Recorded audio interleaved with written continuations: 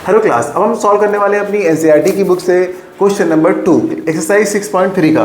तो क्लास 10 का ये भी बहुत ही छोटा क्वेश्चन है, क्वेश्चन नंबर 2। चलिए इसको हम बताते हैं। यहाँ पर देखिए फिगर आपके क्वेश्चन में दिया हुआ ऑलरेडी, ठीक है।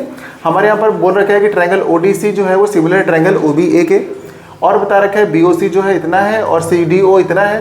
फाइंड करने हैं आपको ये तीनों एंगल, ठीक है। ये है आपका क्वेश्चन। चलिए इसको हम सॉल्व करते हैं, फिर आपको बताते हैं कितना आएगा, है ना। ठीक, तो देखिए यहाँ पर जो है हम सबसे पहले देखेंगे कि हमें क्या निकालना है। डीओसी निकालना है। डीओसी है कहाँ पर? डीओसी मतलब डीओसी यानी ये वाला एंगल, यहाँ पर ये वाला निकालना है ना, ये वाला।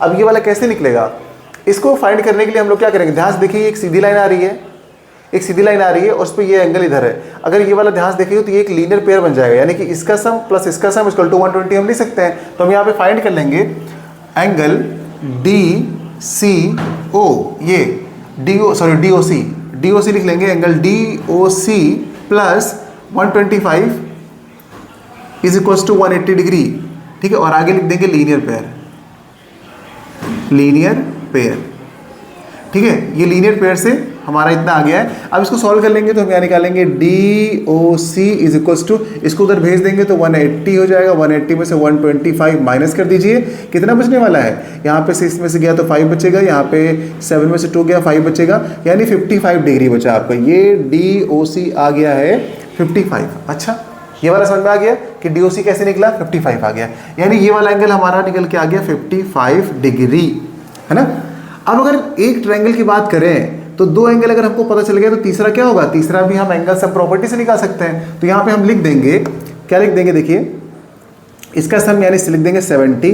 पहले अच्छा ये लिख देते हैं, इन ट्रायंगल किसमें, डीओसी में, इन ट्रायंगल डीओसी, ठीक है। 70 प्लस 55 प्लस इस एंगल का क्या नाम है, डीसीओ, तो इसका नाम लिख दीजिए डीसीओ, और आगे लिख देंगे आप 180 डिग्री।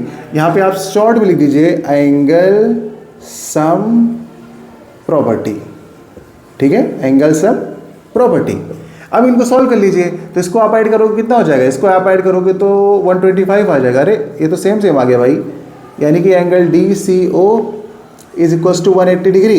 ये तो ऐसी लाइन बन गई। अब इसको उधर पीछे भेज के माइनस कर दीजिए, तो आप कहोगे सर डी सी ओ यहीं रहेगा, 180 में से 125 माइनस कर देंगे तो कितना आएगा, यहाँ भी 55 बचेगा। तो ये वाला एंगल भी आपका 55 डिग्री निकल के आ गया भाई, डी सी ओ, यानी कि ये भी आपका 55 आ गया।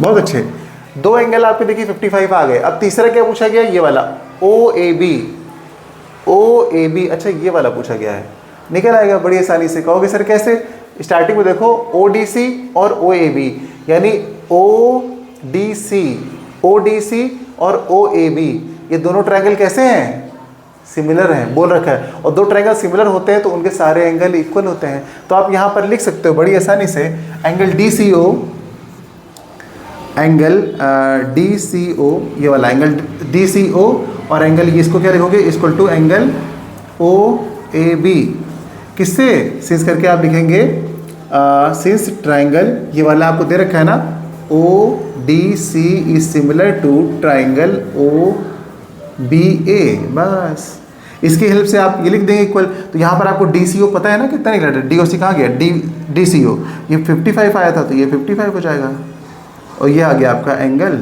ओ ए बी, यानी आप लिख सकते हो O A B is equal to 55 degree. ये भी आपकी जो वैल्यूज़ हैं, अरे यार 55 नहीं बनाना आ रहा है क्या सही से, ठीक है।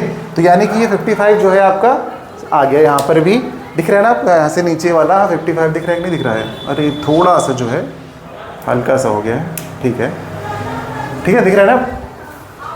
तो ये 55 आ गया। इस तरीके से छोटा सा क्वेश्चन था, ये भी सॉल्व हो गया, और उम्मीद करते हैं ये वाला भी समझ में आया होगा। नोट करिए, फिर करते हैं इसके बाद अगला क्वेश्चन।